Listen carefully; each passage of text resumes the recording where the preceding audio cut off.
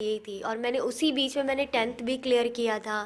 Dress making, tailoring, beautician plus साथ साथ। जी, ये सब भी मैंने किया, लेकिन उसके बावजूद भी लोगों ने मुझे जॉब नहीं दिया था।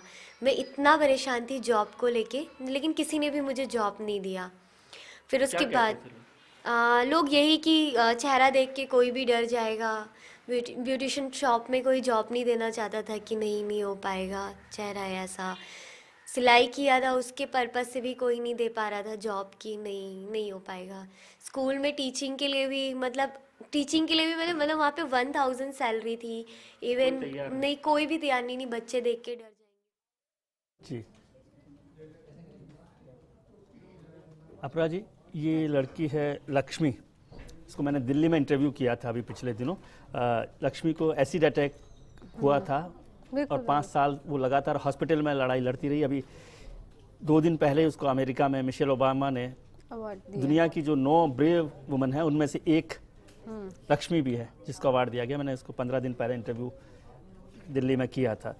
लक्ष्मी के साथ एक खूबसूरत बात मुझे लगी कि जो लोग उससे मिलना नहीं चाहते थे, जो उसे देखना नहीं चाहते थे, एसिड, आज सब लोग उसके लिए लाइन लगा के खड़े हैं क्योंकि वो बहादुर हो गई है। उसने लड़ने की ताकत बनाई है, अपने आप वो लड़ रही है, सबके लिए लड़ रही है। आज वो एनजीओ चला रही है जो एसिड अटैक की जो लड़कियां हैं उनके लिए लड़ाई लड़ रही है। तो ये जो हिम्मत है वो कैसे पैदा हो सकती है? देखिए, हिम्मत भी वही जैसे इन्होंने बोला कि एक माँ से, कहाँ से सीखता है बच्चा? सबसे पहली चीज अपनी माँ से। तो अगर वो माँ अपने बच्चे को ये मेंटालिटी दे कि ये अपनी बेटी को ये सोच दे कि हाँ तुमको सोचना है, बहुत ऊंचा उठकर सोचना है, बहुत खुला होकर सोचना है, और लड़के लड़की, लड़का और लड़की तो ये हमने क्रिएट किया है। और सबसे पहला क्रिएशन वो एक फैमिली से आता है कि लड़का क्या और लड़की क्या, कि तुम लड़के हो तुम रात को बाहर निकल सकते हो, और तुम लड़की हो तुम रात को बाहर नहीं निकल सकती, या तुम लड़के हो तुम रोते क्यों, और तुम लड़की हो तुम्हारी किस्मत में ही रोना है। क्या आप ऐसा नहीं करते? बिल्कुल नहीं करती। मेरे 2 बच्चे हैं, बेटी और बेटा, और दोनों के लिए इक्वल अपॉर्चुनिटीज और इक्वल राइट्स है। मैं क्या नहीं करती, मेरी माँ ने भी ऐसा नहीं किया, और उसकी उनके अकॉर्डिंग मैं बहुत सौभाग्यवती हूँ कि मेरी शादी भी ऐसी एक फैमिली में हुई, माणिक्यलाल वर्मा जी की फैमिली में, जहाँ रूट्स है कि जहाँ पर हमने यही सब देखा है। मेरी मदर इन लॉ, मेरी great grand mother in law, सबको मैंने यही करते हुए देखा है।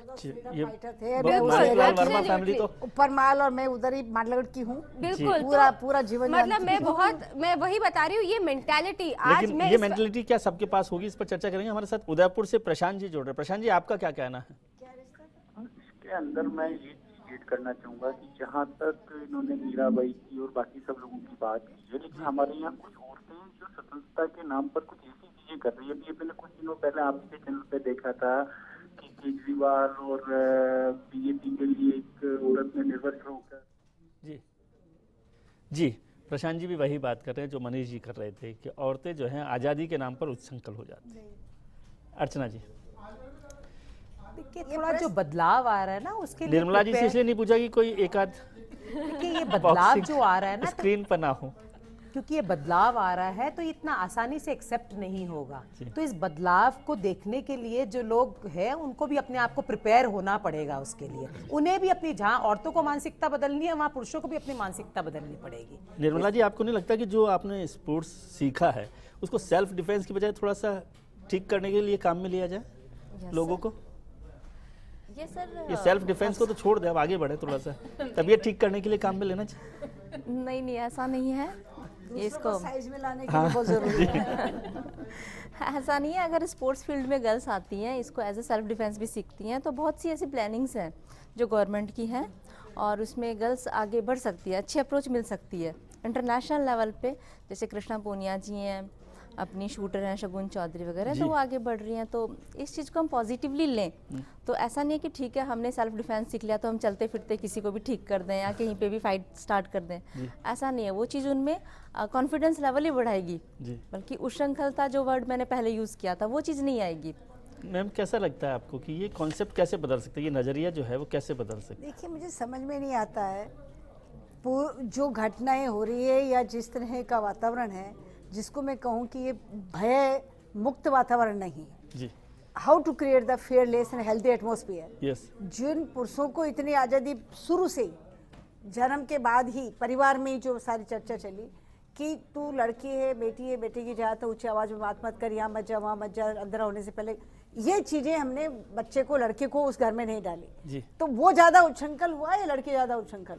सही बात। और उसकी उच्छृंखलता का ये हाल है कि आज हमारी छोटी छोटी बच्चे 3 साल, 5 साल, 7 साल के बच्चों के साथ जो रेप केसेस हो रहे हैं। जी हमारे साथ, जी हमारे साथ एक दर्शक जुड़ रहे हैं जयपुर से, एलसी जैन साहब। जैन साहब, आपका क्या कहना है? हाँ नमस्कार त्रिवेदी साहब, मेरा जो है निवेदन ये था कि ये रूट लेवल पे जो है ये जब एडवांस मैच्योर हो जाती हैं महिलाएं तब तो फिर भी ये फेस कर पाती है, लेकिन मैं आए दिन यहाँ देखता हूँ कॉलेज स्कूल पे जो है लड़कियाँ निकल के पीछे से चले जाए ना, इनके पीछे तो प्रशासन को इतना जागरूक होना चाहिए।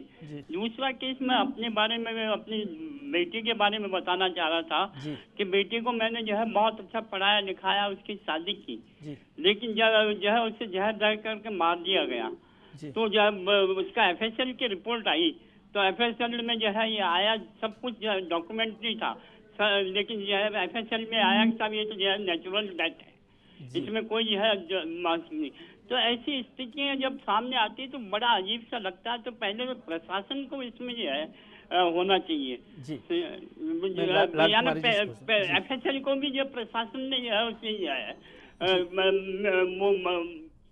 जी शुक्रिया।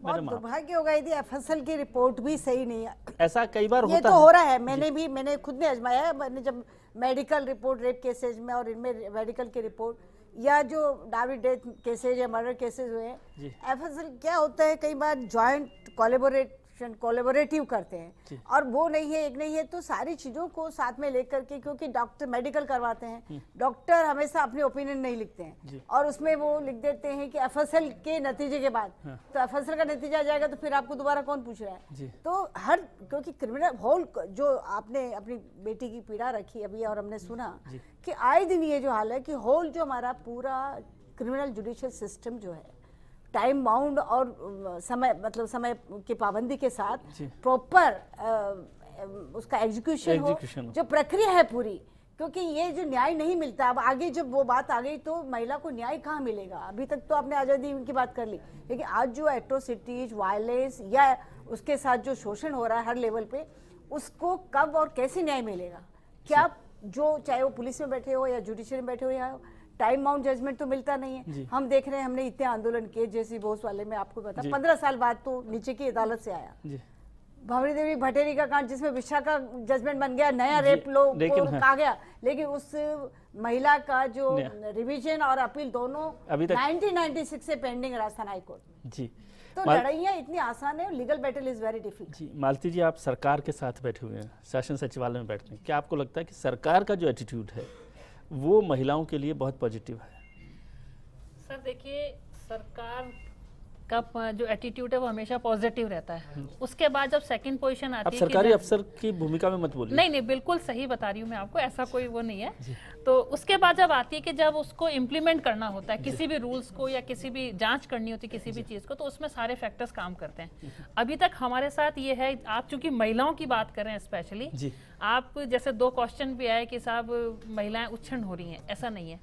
आप यदि देखेंगे प्रैक्टिकली जहाँ भी जांच होती है, चाहे वो रेप केसेस हों या अदर देन चीज़ें हैं, उसमें अधिकतम जांच करने वालों की संख्या पुरुषों की है। क्या मैं पुरुषों से ये आशा नहीं कर सकती कि वो निष्पक्ष रूप से उसकी जांच करें?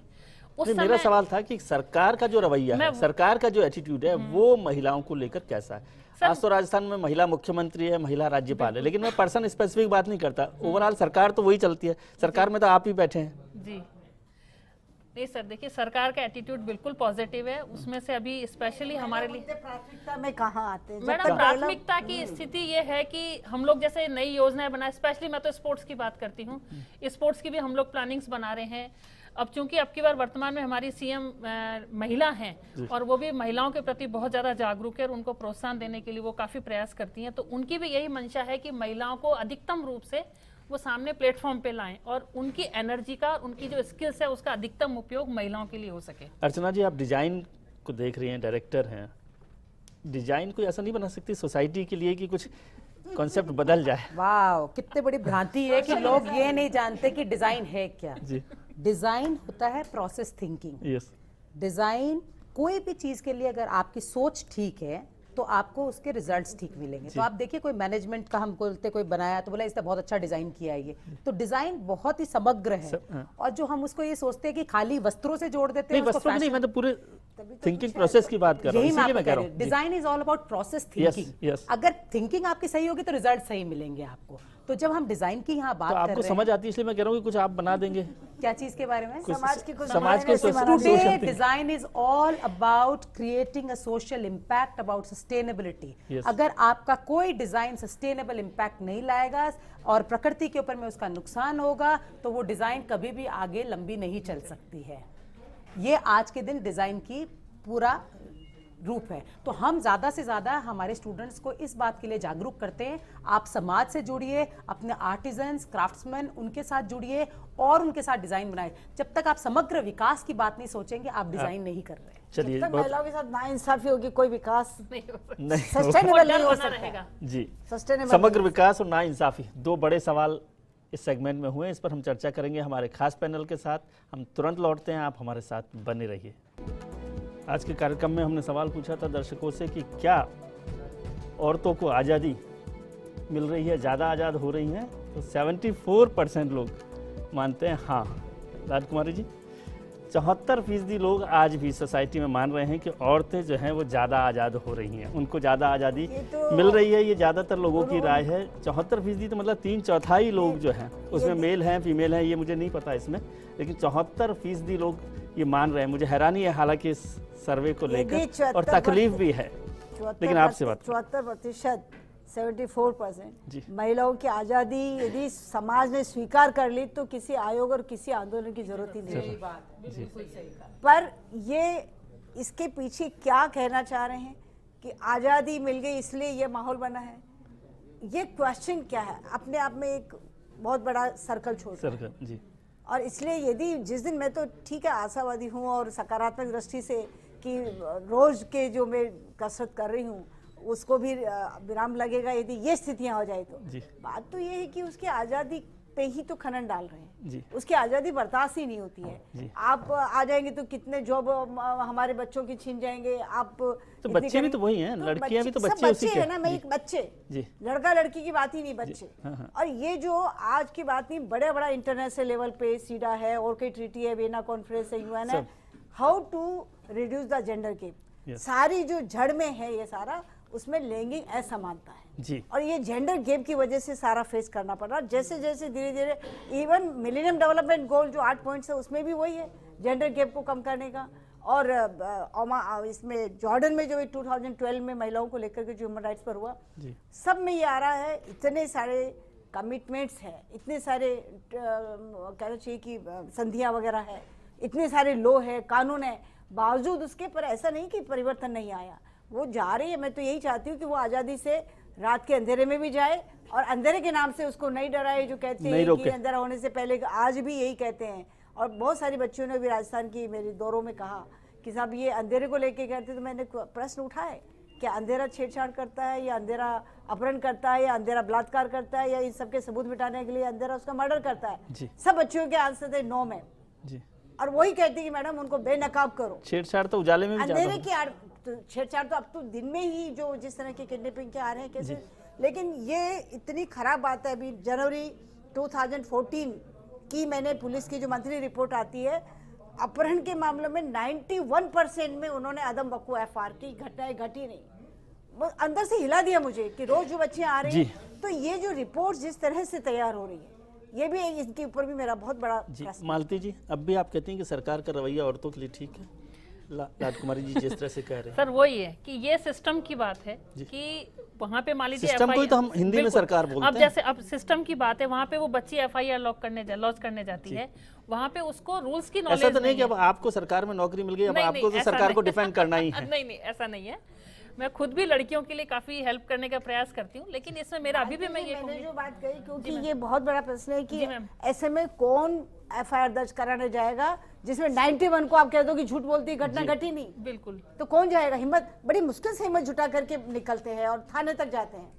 10 बार और सोचते हैं, और उसमें आपने सारा खेल कर दिया कि ये तो झूठ बोलती है, वाक्य घटाई। बिल्कुल बिल्कुल यही है, प्रैक्टिकली तो यही है मैम, इसमें कोई दो राय इसलिए नहीं ये है। परेशानी। लेकिन तो आप इसके जैसे लिए- वॉलीबॉल की नेशनल चैंपियन रही हैं, तो इस गेम में भी थोड़ा सा नेशनल चैंपियन बनी है ना, हमारे को ज्वाइन करो। आपको मौका मिला है बिल्कुल सरकार मैम, में रहने वो का। ओपनली मैं ज्वाइन कर सकती हूँ, कोई इसमें कोई दिक्कत नहीं है।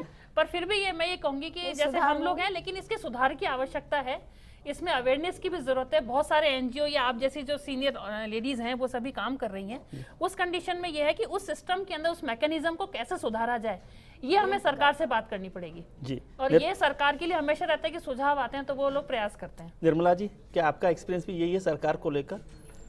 हाँ, सरकार को इसमें मदद करनी चाहिए और वैसे कर भी रही है।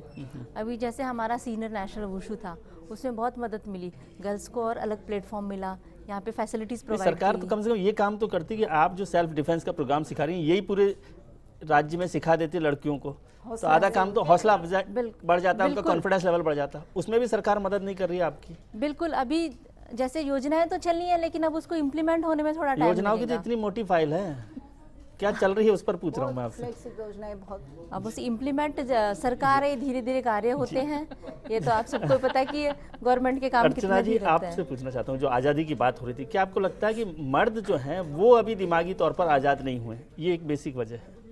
बिल्कुल सही कह रहे हैं आप ये बात कि मानसिकता उन्हें बदलने की साथ साथ बहुत ज़्यादा ज़रूरत है। जी। और मैं आज मेरे परिवार में देखती हूँ तो मुझे शायद, मैं शादी से पहले मुझे, क्योंकि मेरी मदर कहती थी कि है ना ठीक है लड़की को धीमे ये बोलना, मैंने देखा मेरे हस्बैंड ने इतना कॉन्फिडेंस दिया मुझे कि आज मैं इतना काम कर पा रही हूँ। तो पुरुषों का बहुत बड़ा योगदान है पूरे परिवार में, इस तरह की भावना, इस तरह की मानसिकता जो है कि स्वच्छंद होने की और सबको समानता, जी, ये सब अपरा जी, आखिरी बात आपसे, समय मेरे पास बहुत कम है। क्या आपको लगता है कि सारी फैमिली जो है, सारी लड़कियां आपकी तरह से खुशकिस्मत हो जाएं? कैसे पॉसिबल है? बिल्कुल, ये mentality, behind every successful man there is a woman and behind every successful woman there has to be a man. Yes. So जब तक ये दोनों में कंपैटिबिलिटी नहीं होगी, they will not complement each other, तब तक कोई आगे नहीं बढ़ सकता। जब एक औरत कर सकती है तो एक पुरुष क्यों नहीं कर सकता? चलिए, बहुत बहुत शुक्रिया आपका कि बिग फाइट में आपने हिस्सा लिया बहस में और मेरा ज्ञानवर्धन किया, खासतौर से इतने गंभीर मुद्दे पर। आप सब लोगों का बहुत शुक्रिया। बिग फाइट में कल फिर हाजिर होंगे नए मुद्दे और नए मेहमानों के साथ। तब तक के लिए आज्ञा दीजिए, खुश रहिए, खुश रखिए।